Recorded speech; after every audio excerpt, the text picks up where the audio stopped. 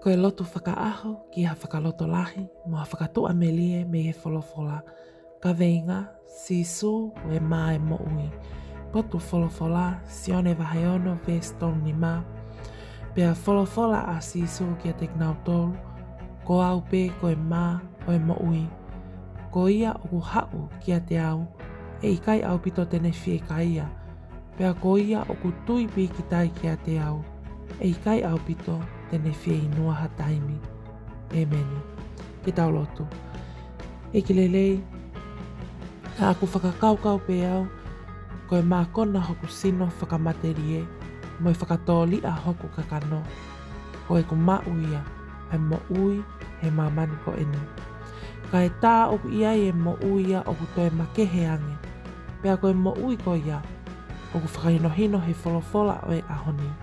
Ko e mā e mo ui, ko koe ia siso. Io ko e wholofola ia, ko koe ia siso.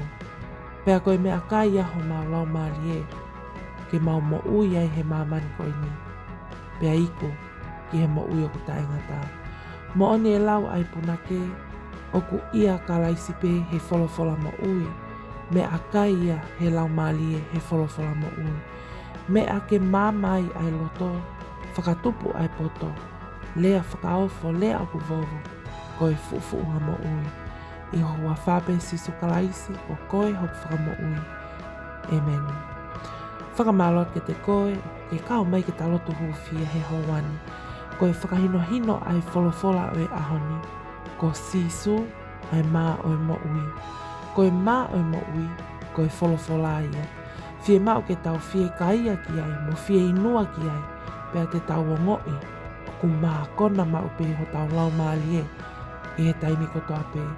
Tala monuat ke te mau tau kotoa, me ngahi ngawha whatongia o e aho, lotu mau ai pe ki he eiki, pea tene whakaai e tau ngahi fie mau kotoa pe. Don't forget to subscribe, like, share our daily prayers of hope and encouragement from the Bible. Thank you and God bless.